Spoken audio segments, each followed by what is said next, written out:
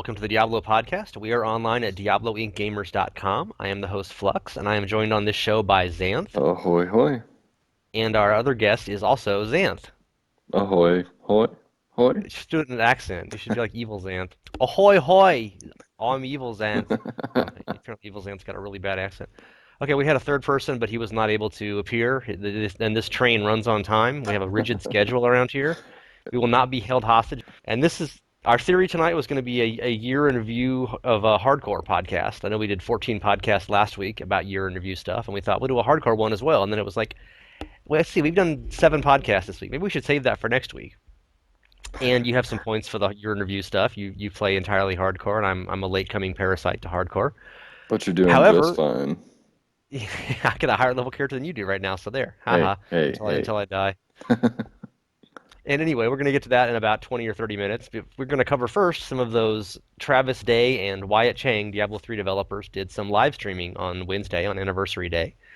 And I spent 47 hours typing up full transcripts of both of those, and you can read them on the site. And there's like, I don't know, quite a few comments. I'm actually surprised how many comments they both got. Well, maybe Like 70, people 80 comments at this point. maybe people didn't want to watch anybody play and would rather just read it. And no more than two-thirds of the comments were, "This game sucks, I'm playing Path of Exile." So it was a nice change. Oh God, I hate those comments, but that's already been discussed too. Actually, almost none of them are. I'm amazed. I mean, people are actually, we'll get some really interesting things from developers. There's always like 5 people that just to pop in to say, "This game sucks. I hate this. Nothing matters." It's like, okay, great. Thanks for the feedback. But very little of that. People are really engaging with what they said, and there's a lot of interesting stuff. Right. And I thought well, I have a bunch of comments on the Travis Day one, kind of the bullet points I pulled out of it. Did you have anything on the Wyatt one you wanted to say first? He was getting into a lot of nuts and bolts, and everyone was kind of frustrated that the streamer wasn't really on that level of the conversation. So Wyatt seemed like he was like, this skill should be this, and this skill should be this, and the guy was like, huh. Any other questions in the chat? I'm like, oh, Jesus, God.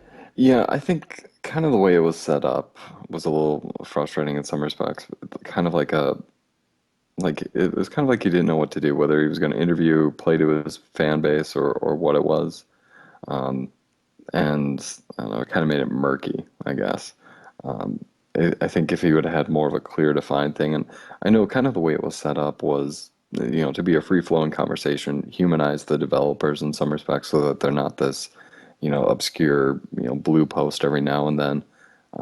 Which, it's kind of nice to see them playing the game and stuff like that, but at the same time, if you had somebody who perhaps was a little more prepared, then it would be a little less frustrating.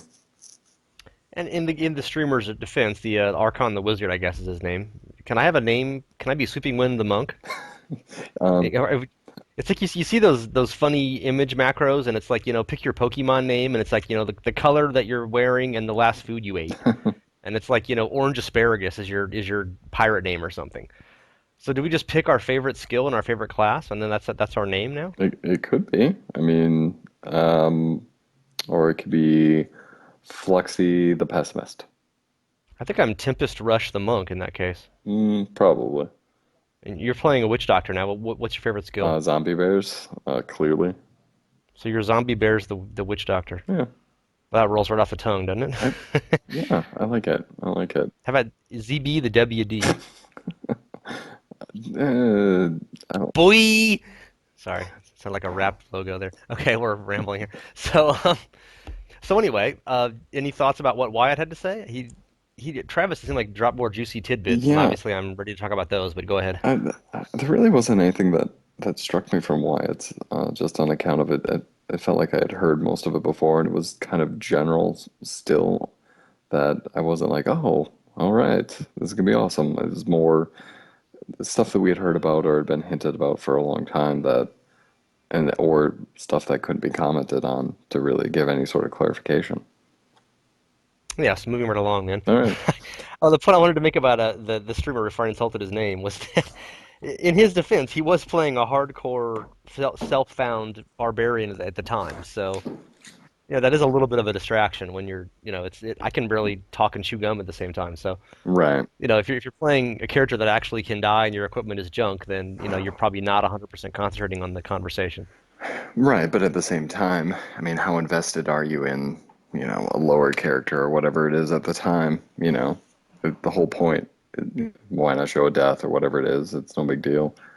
It's the one opportunity ever he'll have to have a live conversation with Diablo 3 developers. So, you wouldn't want to mess it up with a level 8 barbarian, right? Right, right. That's like 25 minutes of labor there. You can't throw that away. Okay, so I just ruined my whole. As I was trying to apologize for the guy and give him a break, and then I made it even worse. Okay, this is why no one loves me. Yeah, you're Okay, gonna so get some Travis, angry comments now. yeah, I posted the one today, the podcast last time where I was making those horrible jokes about World of Warcraft players at BlizzCon and Cheeto fingers. Hmm. I'm waiting to see if there's any feedback. I was listening to that this morning to get the timestamps on what happened on the show. And I left on my own jokes anyway. I don't know if anybody else does, but You're gonna go to BlizzCon and you're gonna have just Cheeto fist marks in the back of your head. well, what happens at BlizzCon is there's stairways, so I can just go up a flight of stairs and I'm safe. So that's not Yeah, there's got to be. for the elevator. Sorry, that's the Warcraft team. The, I'm digging this hole deeper, but I made this joke to a friend of mine. So you've never been to BlizzCon? No, I haven't. The one thing that's funny, I mean, I'm not exactly a triathlete, but I do work out pretty regularly and stuff. And when I go to BlizzCon, I feel like I'm in the Olympics, and everyone else is a spectator. If you're just of average, I mean, okay, average is a bad word given the state of Americans these days. If you are physically fit and you go to BlizzCon, you will feel like a freaking triathlete. Is it kind of Because like when you walk into Walmart at sometimes? but with fewer strollers, Okay. powered strollers. But yeah, it's just I mean, they're a lot of people and they're sedentary. Hmm. Let's just say, which most of us are. So who can blame them? Anyway, Now, if I was, morbidly obese, I might be offended, but I'm not. you'd be a Diablo 3 game designer if you're more than me. Okay, I should Oof, probably. oof. Anyway, moving right along. Okay, Mhm. so the Travis Day live stream, he talked for damn near 2 hours, and I typed up a transcript, and it was actually about 8,000 words. Hard to believe.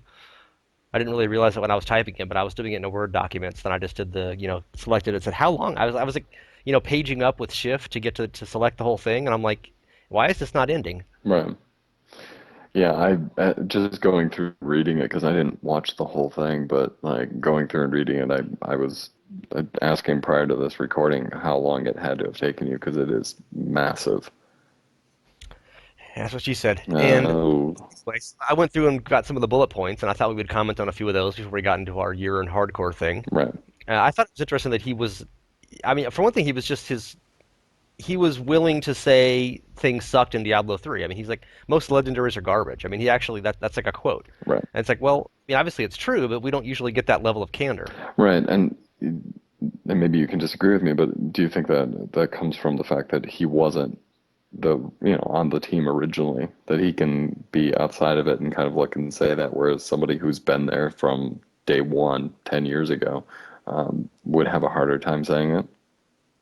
I assumed it was because the bomb in his brain had been disconnected. Personally, I mean, I think that. I mean, I don't think that his opinions are any different than other people's. He was just not being PR and politically correct and whatever, as we Right. usually. I don't think he would have said that in a panel at BlizzCon. But he's on a stream and he's like, "Hey, I'm full of Diet Orange Crush and I'm gonna let it rip." Maybe. But yeah, it's definitely refreshing, and it bodes well for the game going forward. Because I mean, when you have somebody in charge who can say something like that, then things will get fixed. I mean, we saw what happened with legendaries at launch, and they weren't great. Yeah.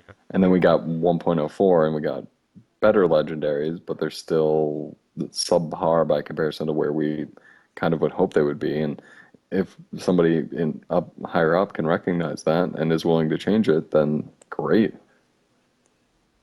The thing that we heard about, yeah, I agree with that. By the way, but the thing that we heard of some weeks ago, I can't recall if it was he or Wyatt who posted it in a forum thread, but the whole thing you'll be excited to see every legendary that drops because they have a chance to roll with updated stats and all that kind of stuff. Right. And then on this podcast, I mean the on the stream, Travis was saying basically that I mean it sounded like he's saying legendaries will be the best item in every slot almost definitely. Yeah.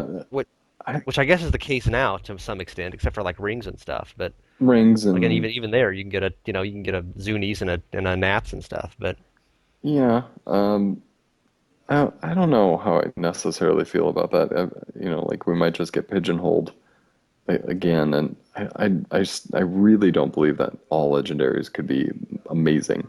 I think you need, and this it seems weird to say, but I think you need bad legendaries to appreciate the good ones. Like, Well, they're on track for that well, currently. yeah, you just really appreciate the good ones because you never seen them. Um, but you go back to D2 and farming, and you would get lots of uniques, and most of them weren't amazing. They might be usable in some respect, but they weren't like, oh, I need to equip this now that I found it, because you'd be changing your gear, every Mephisto run or whatever it was.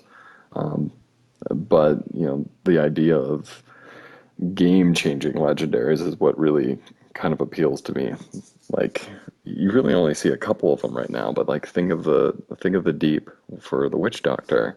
It really shifted up the whole class and the build by being able to mess with the skills. And if all legendaries had that capability to kind of go in and make builds viable, then that would be cool. But I can't even imagine how you go about doing that for every single legendary in the game, let alone sets and buffs and stuff like that. And Travis pretty much said what you said and what we've Wolfpack was railing about that on one of the seven podcasts last week. He just that's been a thing of his. Everybody wants. I mean, like Travis mentioned on the live stream, like Enigma or like other ones from Diablo 2. Right, There weren't that many. It was really just the rune words that were added fairly late in the game, and most of those were awesome because they gave you another class's skill. right. And I don't think they're going to be doing that anytime soon in Diablo 3. But I remember seeing during 1.04, like when they were doing the legendary patches and they were updating the Gidbin. And I remember thinking, oh man, that if they change that and they make it awesome. And I remember, something about summoning a fetish. I'm like, oh, so you get another thing you get to summon, and maybe it just keeps summoning them, and maybe this will open up the whole build. And then what you ended up actually getting was really disappointing. But yeah, it would be great to have something along those lines that shifts it up. And because we don't have things that lock you into a build anymore, if you could kind of do that with items in some way, that would be nice, where it's not as much of a I'll just change my build and I'll go with the flavor of the week or whatever it is. But because I have these items, I know this will work and it'll be the most optimal build. And in some ways, then we can kind of get what we had in D2 without having to completely overhaul the skill system. yeah, and Travis mentioned that and said, that's what they keep saying, that they want to add uniques. I mean, add legendary items that really enable one skill or do a special thing. He mentioned the 300 spear, which can give you up to 40% bonus damage with weapon throw for a barbarian. Right, And he said that was like he liked the idea, but it didn't really work out properly in the game because, for one thing, another thing he mentioned is that weapon variance and weapon rolls is just too great.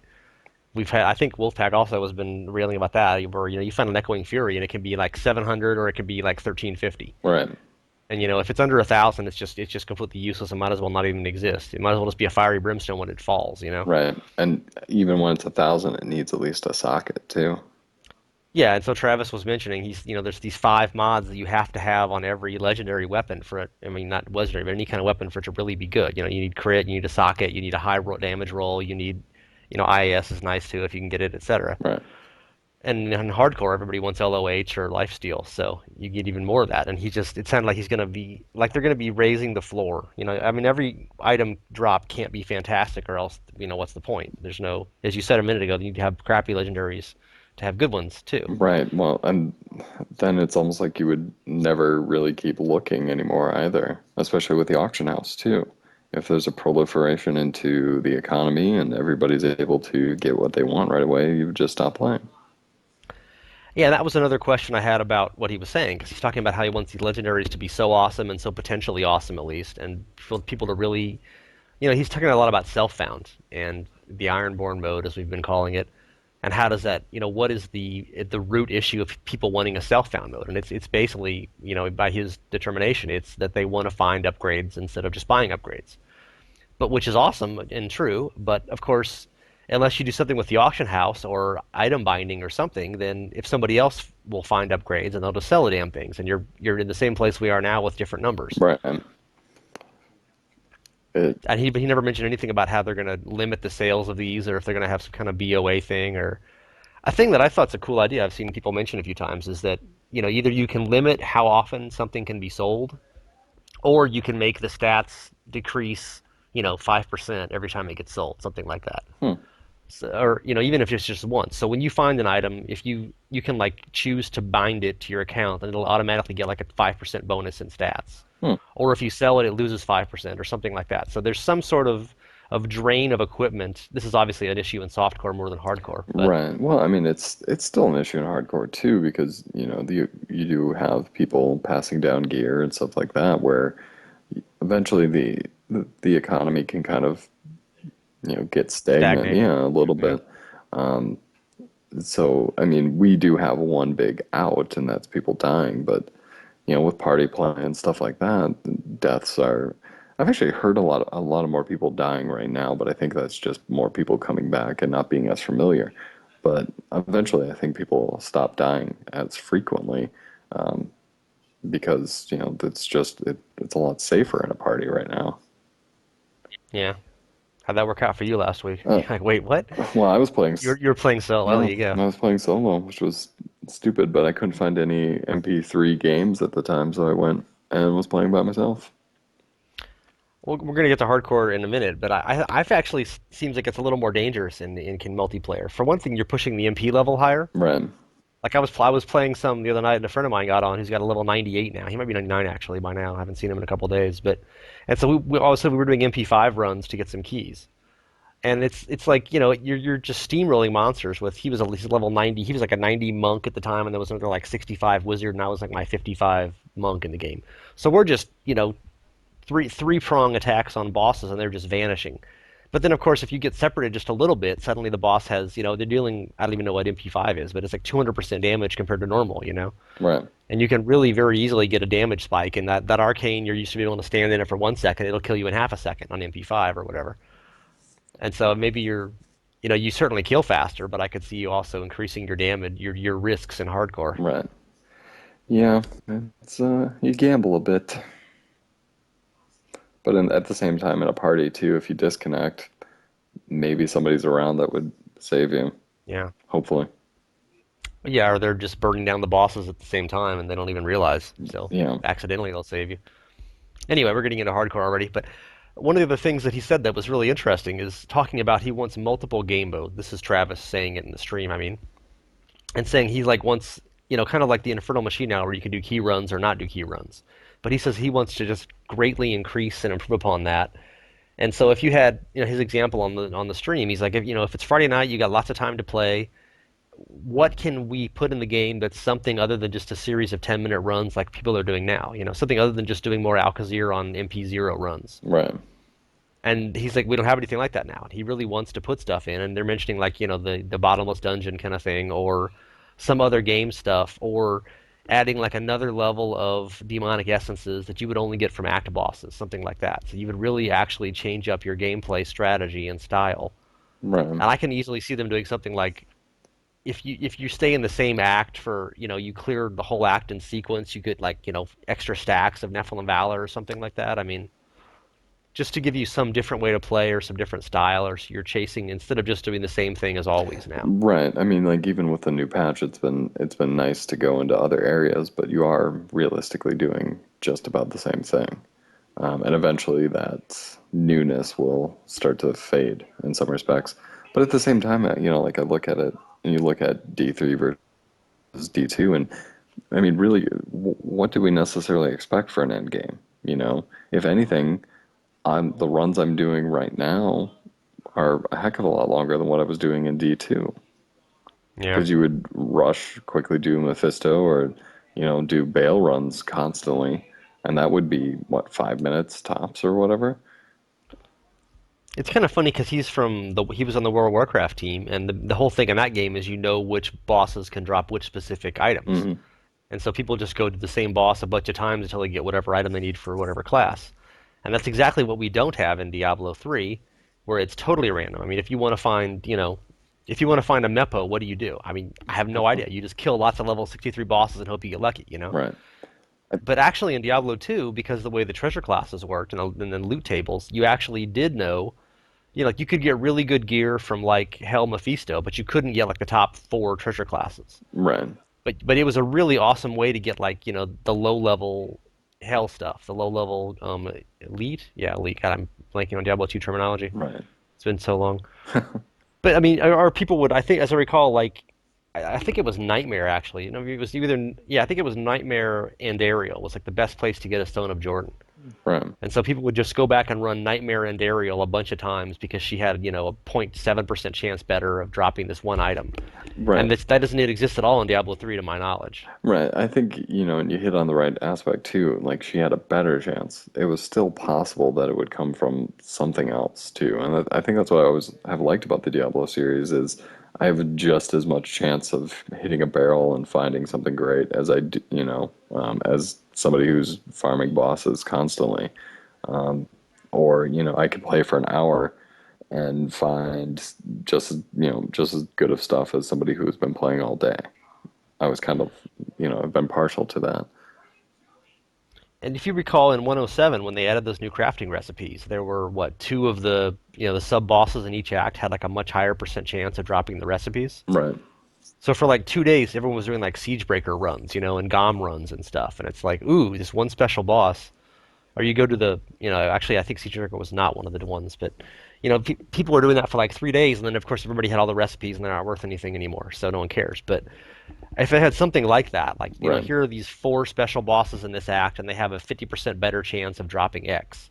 Right. Well, I think one of the bigger problems though too, and I think one of the reasons Diablo worked in that respect with the different chances for different runs and different difficulties was each act was set up for different um, you Hmm. know, when you get into and some of the gear, like you mentioned, Stone of Jordan, and I think of some like even the level 42 weapons or whatever was usable as you progressed, for 20, 30, 40 levels, depending on what it was. I'm thinking Bone Snap. That's what I'm thinking of.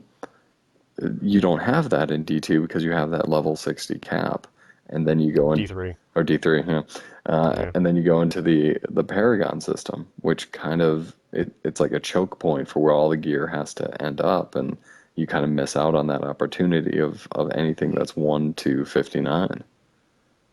And Travis did mention that he really wants to buff low-level legendaries as well. I mean, like the streamer found steady something, the lowest level bracer, which gives you like 2 to 3% attack speed bonus. And Right, he's like, okay, that's kind of useful because you can't get that anywhere else, but that's a pretty piddly bonus, you know? I mean, right, a weapon gives you like a 14% attack speed bonus sometimes if you get, that. I mean, not at level five, but you know what I'm saying. right. It's just that's not going to change your play anyway. Whereas in Diablo 2, like you're saying, you would get legendary would had, it would like double your attack speed, or you get these low level ones that really did make a big difference in your gameplay, even if it was only for like 20 levels. And that we just don't in Diablo 3, all the legendaries at low levels especially are just slightly better stat sticks, and they really want to either make them much better stat sticks or different stat sticks. Right, but you have to wonder how much of a priority it really can be on account of, I mean, the game is predominantly softcore, and most people already have their 60s and they don't feel the need to re-roll. And does it necessarily make it worth it to go back and really enhance those items that realistically won't be used within, what does it take now?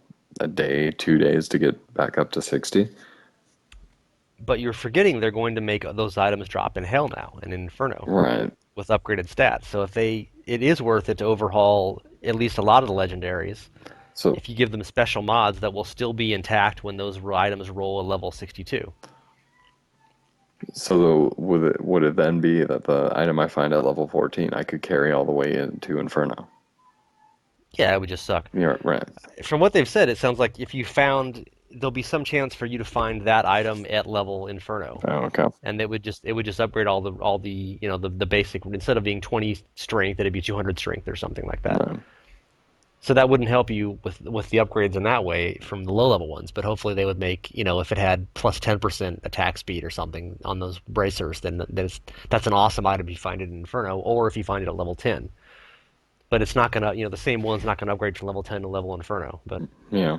Mm, And one other thing he said that's interesting that he gave no details on is somebody asked a question about greater character customization, and he said, yes, we want to do that, and we want to tie it to improvements in the Paragon levels, but I can't tell you how. So what does that mean, Xanth? Tell us.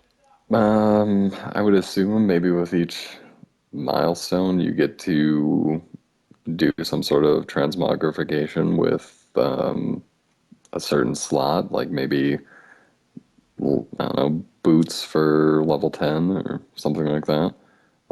Helm for level 20, so on and so forth, maybe.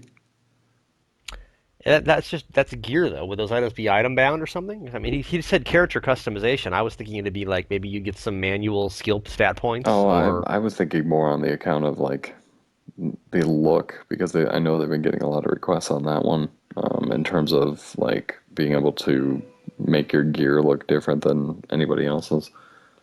Even though I do think that's kind of a silly thing to be working on by comparison.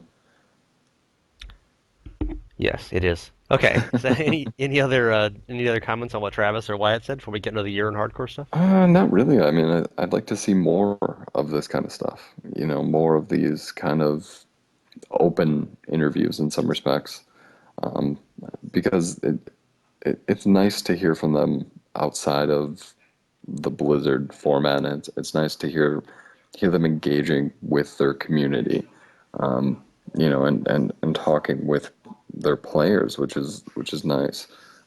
Obviously, there's some other places that they could be talking to, but I think opening the lines of communication like that definitely helps. Well, I'm sure next year we'll get an awesome thing. May 15th, 2014. Mark your calendars. Will we have Diablo 3 expansion by May 15th, 2014? Like be playing it. Yes. Um, I doubt it. Well, yeah, I mean, I would assume it's going to get announced at BlizzCon, right? And BlizzCon's in November, so that's only 6 months For between there and the second year anniversary. right, and a lot of their production time has been spent improving the game right now. Had they not Yeah, had to go through I so many say no patches, way personally. right? I I agree, no way.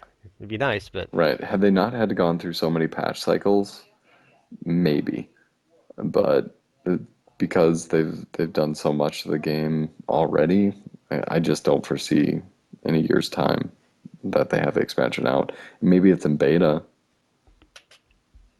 but that'd do be you about think it. these all these itemization changes Travis keeps saying, is that going to be a patch or is that all going to be in the expansion? I would imagine a patch.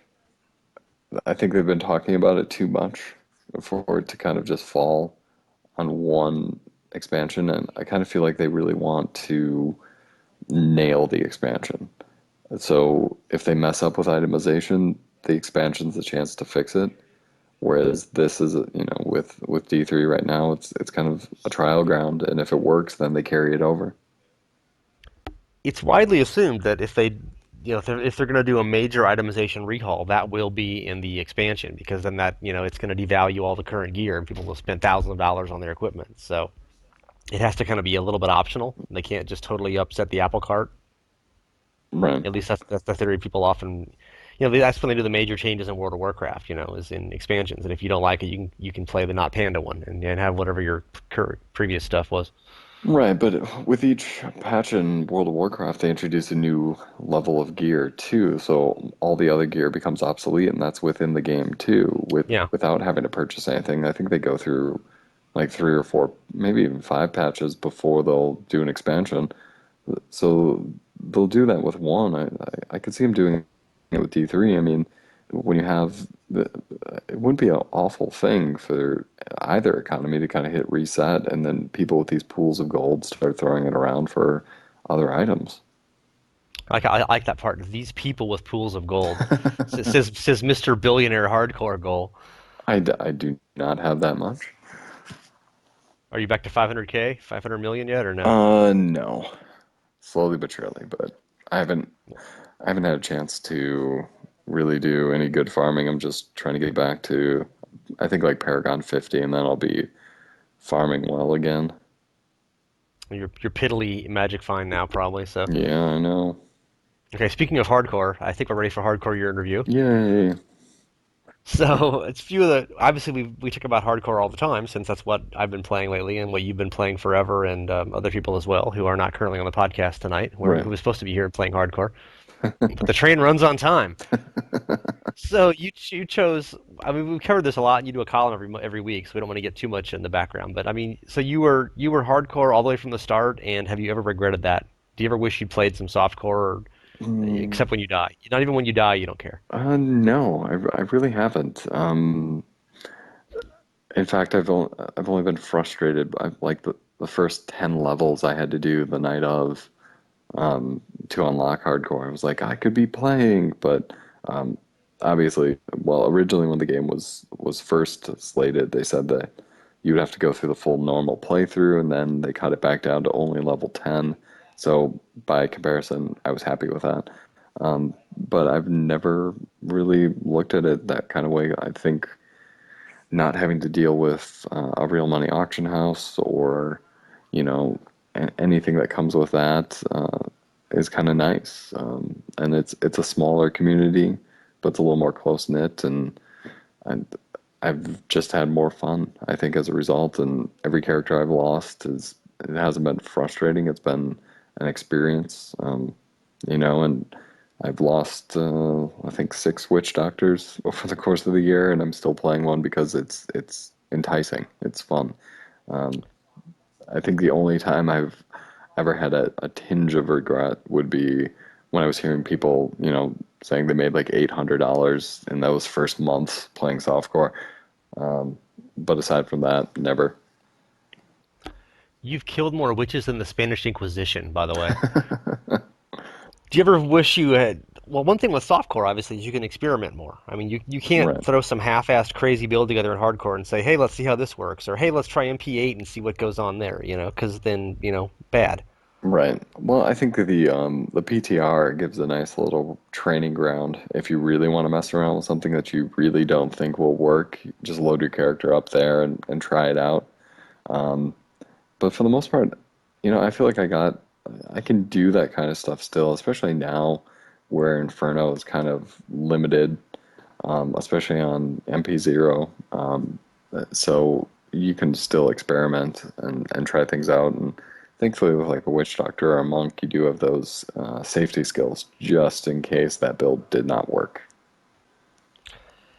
Yeah, I mean, I played softcore for the first like 10 months or something. I've been playing hardcore pretty much exclusively for like the last 2 months, and I died like the proverbial dog in the street for, with all five characters many, many, many times in the early days.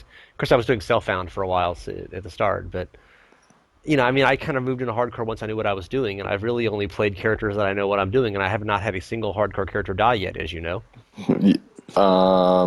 Yes, you have. And no, not real ones, just demon hunters. Uh, well, yeah, that's true.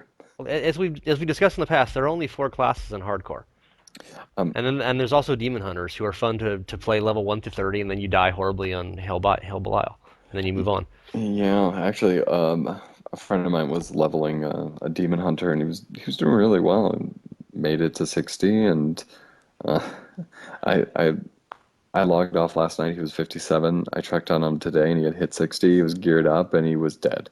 Um,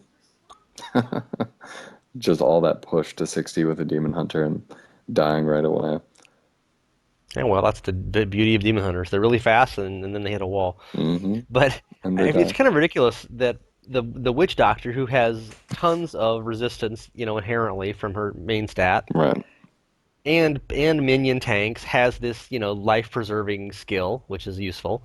And the monk, who's like the most robust character in the game, except for maybe the barbarian, very good with the shield, lots of dexterity, lots of block, Right. has great resistances with everything, has a life saving skill.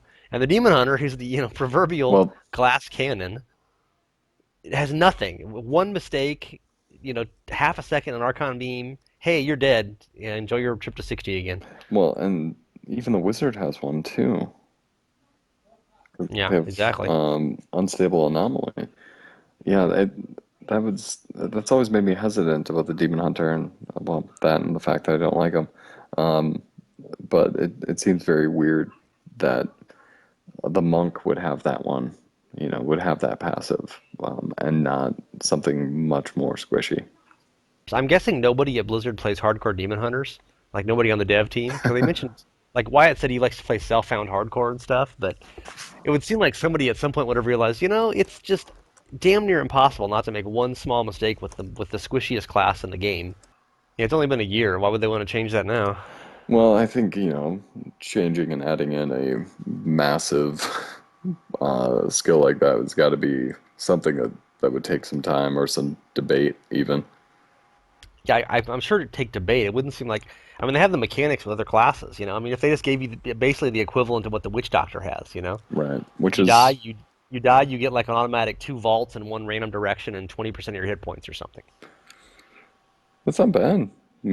Better than Maybe, nothing. yeah, maybe you Or should. it's like phasing. You teleport to, the edge of the screen in some random direction.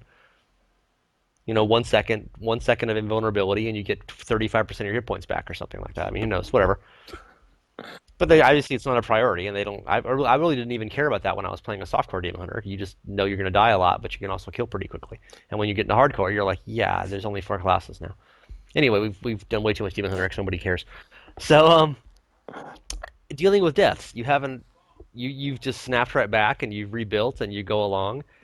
The one other major difference we see is the economy, and of course you don't know anything about this hardcore economy because you don't play softcore, except for my stupid stories about it. But I mean, just recently we've seen some big fluctuations in the hardcore. For some reason, fiery brimstones have dropped like, they used to be 300k, they're like 100k now, Right. which seems cheap unless you're playing softcore where they're 5k. So, Yeah, I don't know where that happened or why that happened. I mean, I know from my experience, coming back to a lower Paragon and leveling up, I found a lot more crappy legendaries. So I've been brimstoning a lot more. Or, maybe it was people who came back and realized a lot of their gear sucked and decided to brim it. I'm not 100% on it, but it definitely a little blow to the economy in some respects. it's good news if you're trying to craft an amulet. That's one thing. It's cutting 200k off the price of every amulet you craft, basically. So, True. It's a little still a little pricey though. for some reason, Tomes of Secret are still like 12k last time I checked. They haven't gone down at all. Yeah, I don't know. and I'm finding them a I lot. guess people are crafting a lot. But I think, what you kind of touched on still is the beauty of the economy that, even a crappy legendary is still worth at least 100,000. And that 100,000 is worth a lot more in our economy than in softcore. And you can gear a character up pretty well with, you know 1-2 million, and start your way into Inferno and start making a decent chunk of change. I mean, that's what happened with my monk originally. Is he didn't have a lot, but I think I was sitting on 5 million when I was getting into Inferno and starting to level up, and then I started finding stuff, and that's that's pretty nice. Um, that's a nice thing to know, and to know that you can actually make it in the economy, that there isn't people, there isn't a massive amount of people that are just bankrolling everything, and you never will be able to reach that upper echelon. Yeah, I have some friends who have been playing sporadically, and they're trying to get stronger in Inferno on softcore now. And they're like, "How do I make money?" And I'm like, "I have no idea." Right? Nothing sells for anything. None of the materials have any real value. Fiery brimstones are 5k. Tomes of Secret are 400 gold. Right. None of the gems are worth anything. You just have to try to get really good legendaries that are 50, 100 million in hardcore are like 2 million in softcore. So I mean, in one way, I guess you could just run around and pick up gold. You can pick up 5,000. You can pick up 5 million gold in like a few days if you just play a lot. Right. And you could actually just buy really good gear just with the gold you find. But it's damn hard to make money in softcore now because unless you just find an absolute jackpot lotto item, it's not even 5 million. Right. Yeah. And then even with that item, even if it is great, there's going to be 20 others that are just like it, which is kind of sad. Whereas, like, you find an amazing item in hardcore, it might be the only one, or there might be another one on somebody who paid an exorbitant amount for it, and they might die. So there's a nice rarity to it, and then those good items do leave the economy. Are you curious about an Ironborn mode in hardcore? I mean, I've used the auction house nonstop. I don't know. I think you've probably done more or less the same thing. And I mean, there are people playing hardcore self-found. Are they in Inferno and are they insane? Um, I know there are people out there that are like that that can do it. Um, I guess I was even from day one was tempted by it. Well, not day one because the auction house wasn't running, but I was tempted by it because I was finding items that I couldn't use. But back then, I wasn't hitting Inferno anyway, so I guess it didn't matter. Um, it's doable. I don't know. It's slower. It's more challenging, and for some people out there, that's a great thing. I'm not that person, but I can definitely respect those who choose to do that, and maybe there'll be a time somewhere down the line that I might try it. But for me to try it at this point too, I'd have to get rid of everything I have. I couldn't have a gold reserve or anything like that because then that's money that I didn't find right away. It's money made from auction and stuff like that. You have to be just more vigilant. You have to, self-monitor to a degree that would be very tough. The whole Ironborn thing came up. Well, they called it self-found, which is a much less cool term. But on both of the streams with Travis and with Wyatt, and in both cases, I was tearing hair out because the streamer never asked the questions I wanted asked. But both guys talked about how they don't want another checkbox and it would just clutter up the UI, etc.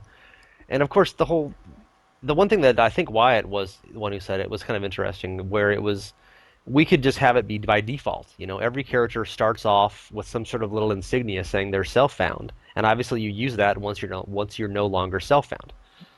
So you would be that by default, and when once you take a twink or auction house, you're no longer that have that insignia, Right, which I guess is kind of a really half-assed way to go about it. But I mean that's kind of a clever idea, I guess. But the whole point is that I wanted the guy to ask about, and what everyone said in comments, echoing me, is that you need it to be like hardcore, where you have a separate economy and a separate ecosystem, basically. And if you're playing Ironborn, other people in your game have to be Ironborn also. right, Otherwise, you might as well just be a gold leech. You're just running along behind some guy with, full auction house, 500k DPS, and picking up all the loot that drops from the monsters. How are you self-found? right. And then, if it was its own mode too, you could have trading and stuff like that. Or, if I find something that I know I couldn't use, I could throw it back on the ground for somebody else to take, Yeah. which might encourage, that collaboration and what have you. But I don't. But the point being, you've got to have some way to keep the characters entirely separate. Oh yeah, Otherwise, what's the point, right? yeah. I would wonder too if you could, in doing it in that complete separation, separate artisans, separate, stash and all of that too, just like with hardcore, because even that carrying over would just be awful. So would you consider doing that if they had some? It's almost like a ladder reset, but you're self-found on top of that. And I guess we don't know what the rules of self-found would be if you can trade or if it's totally like live off the land. I mean, Right, some and people have play rules you can't even buy potions or you can't even buy gear from NPCs. right, So I mean, you need some kind of unified rule system here before they set this up. And if you're saying you can trade all you want and take other people's unwanted gear, you just can't use the auction house. That's the same thing as an auction house, just it's really cumbersome to do it. right. You're just bringing Wug back, Wug back from the dead, Ugh, unfortunately. yeah.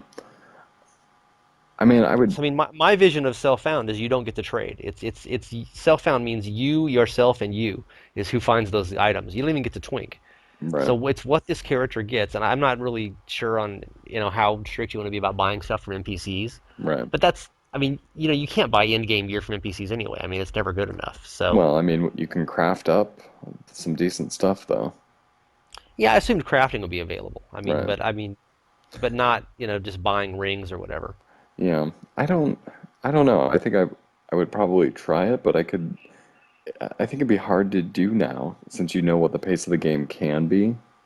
It'd be kind of like, losing all your movement speed and then playing, re-leveling a character. It's very weird at first. And it would have to be dependent on the rules and what that is. But at the same time, it would be nice to be playing where you're all on the same speed. I have a lot of public games now where, I don't, this seems boastful, but where I'm carrying the whole group and I'm just like, you have 9,000 DPS. Why are you here? Or, I've had the reverse too, where I'm just running behind people going, why am I here? You guys are killing things far faster than I am.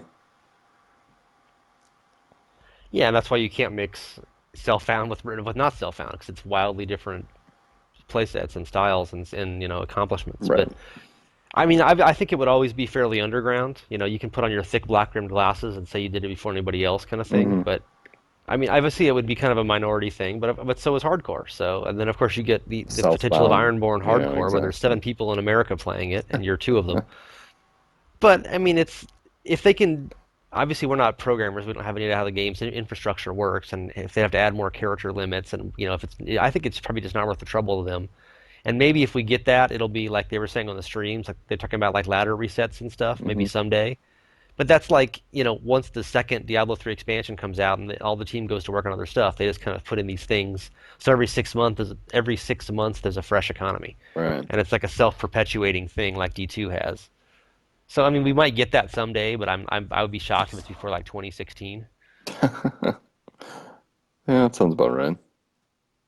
And speaking of black rimmed glasses, and you don't know about it because it's underground. You've been playing hardcore all along, even back in the old days. As we mentioned on podcast last week, there's been lots and lots of nerfs, especially, and I think 104 and 105 were the big, or 105, 107 were the big Inferno nerfs.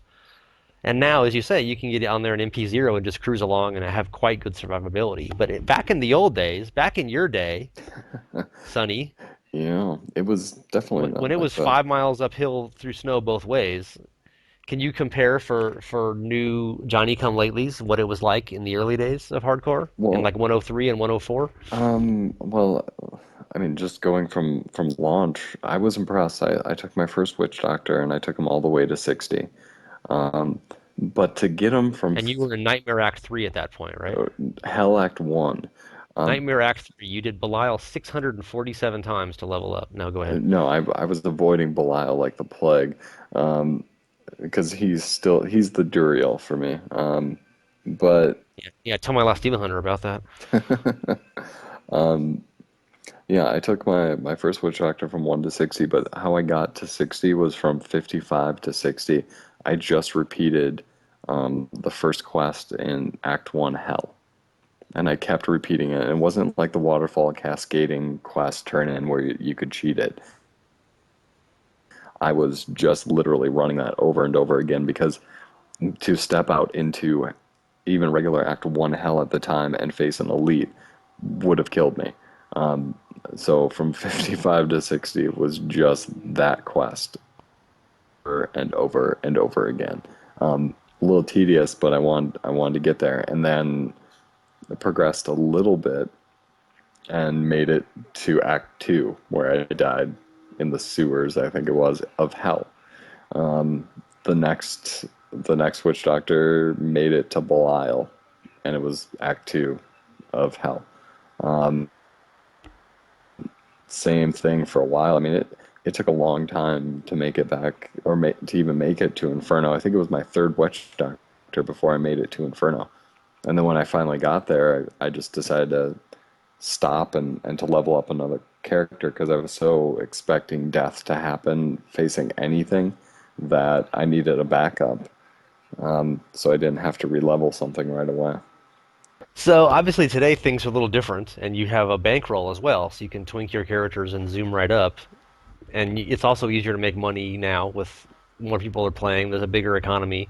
Right. And I think more people are trying hardcore right now, which is nice. I think especially after the auction house debacle recently, some people have been like, wouldn't it be nice if I didn't have to worry about real money and wouldn't it, what's hardcore like and what's their economy like and kind of testing the waters. But it's definitely changed since day one, and it changed for the better in a lot of respects. You still have some of the softcore problems, but it's not nearly as much. And with a smaller community and community base, it just feels better. I think one of the most interesting things that has changed over the whole year, and I wrote about it this week, was the ways that people have used to kill each other, which is not a softcore problem at all because you get nothing out of it, Why bother? right? Yeah. But it all started with Act One and people flooding Act One with monsters. You would portal into town, just starting up your game, and all of a sudden there'd be heaps of enemies there, and you just get killed right away. And then, obviously that's why we have those portals now at the end. So it's all trapped in, and people can't do that. And they found another way. And if it happens softcore, you might get like 5 or 10,000 and go in, repair costs. So I mean, you're acting like there's no benefits at all. But I mean, you could spend sometimes as many as 4 or 5 figures on repair costs. So I mean, there's danger all around. Your 170 hours lost with a monk versus their 10K of gold repair. Right? So I mean, don't act like there's not some equivalence there.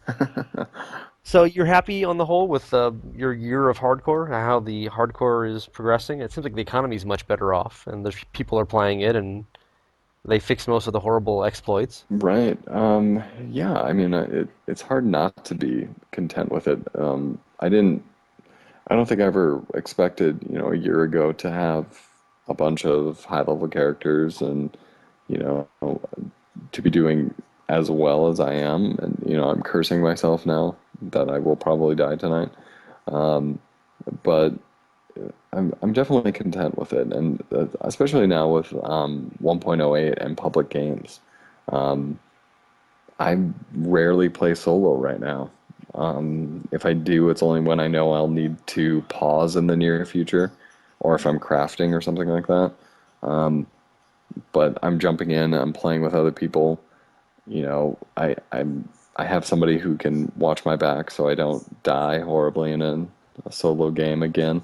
Because every death I have on my list has been in a solo game. I've never died in a regular multiplayer game, and I'm hoping. Well, those didn't exist until about a month ago, so Right, and that's the other thing. I feel like 1.08 has really enhanced that hardcore experience because when it's you putting yourself on the line, there's a little more stress to it. But when you know there's somebody else there that could help you out when things go astray, that's really nice. And I think that's one of the better parts of the hardcore community too is you have that option. And as I alluded to before, all the different things that have people have came up with to kill you are gone. You can't get vote kicked anymore. People can't, well, they could, but they can't flood the area with monsters and then you banner to them because you'll know, thanks to the chat, that they're fighting somebody.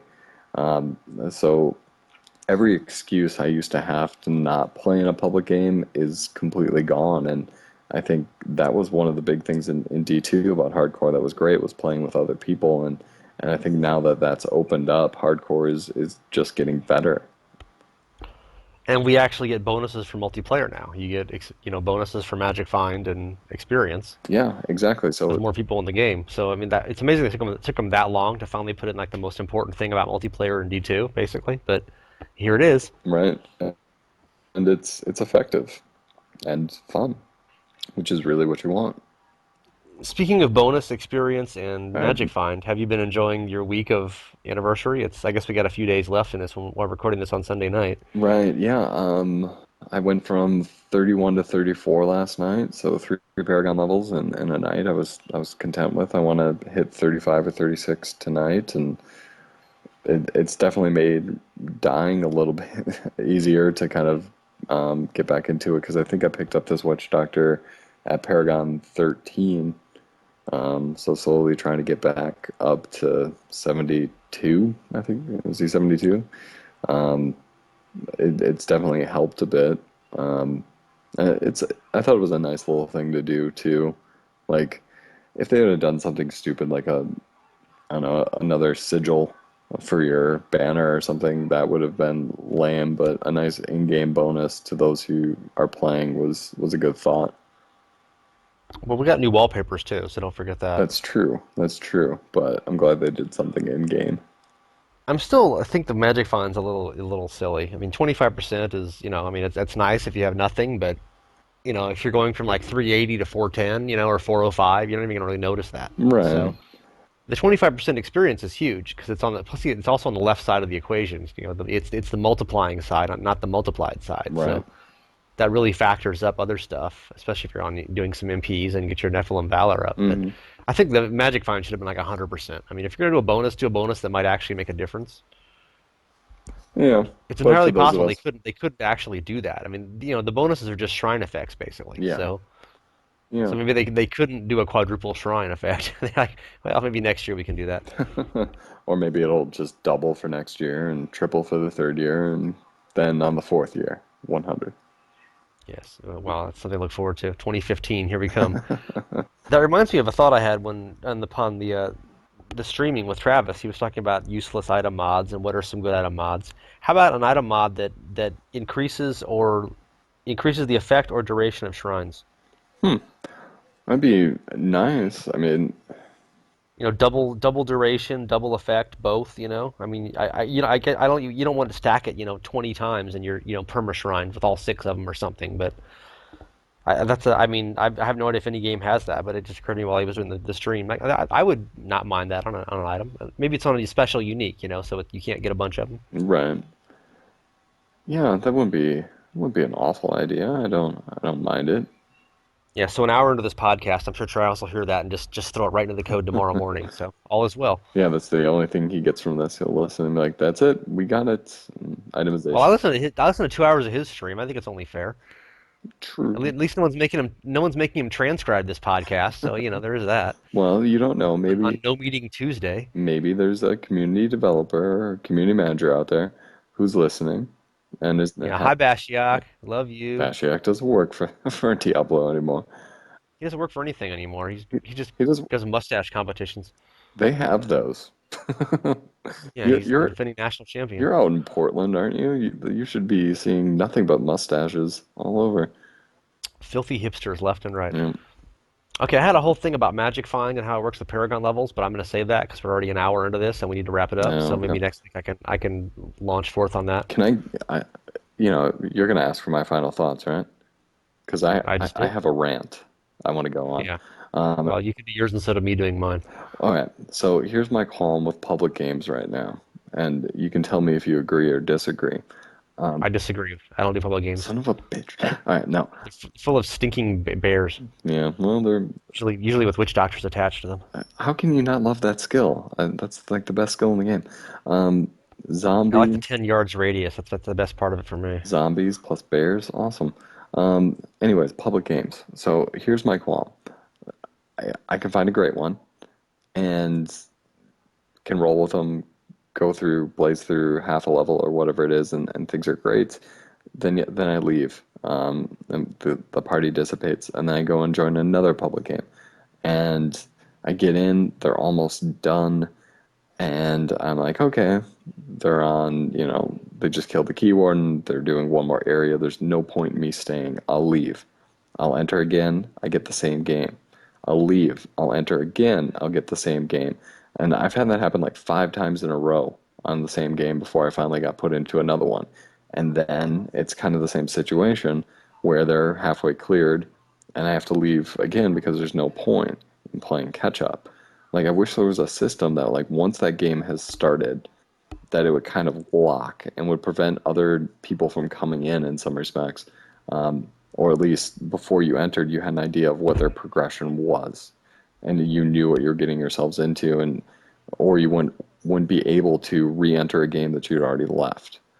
It's just like there's that little frustration for me in that regard because I want to play with other people, but then I get in and I just have to leave, or the game I'm entering is a run that has just ended, and there's just one guy in town who's selling stuff and not paying attention to anything, and you have to kind of figure it out. Is that one guy in there because the run has ended, or is it because the whole thing is clear?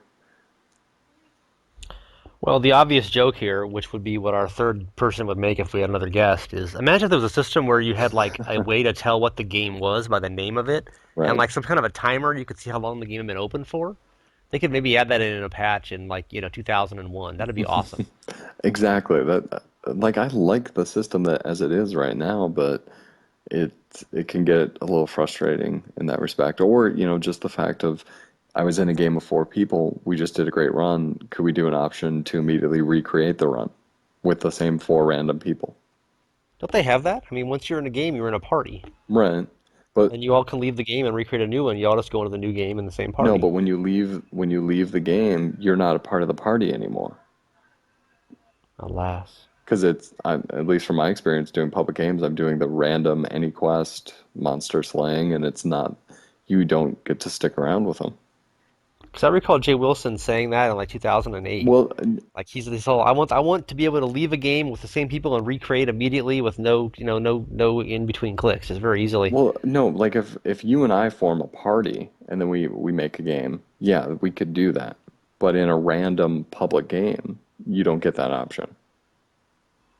I have a workaround for you for your first problem, Hmm. where you want to not keep rejoining the same game.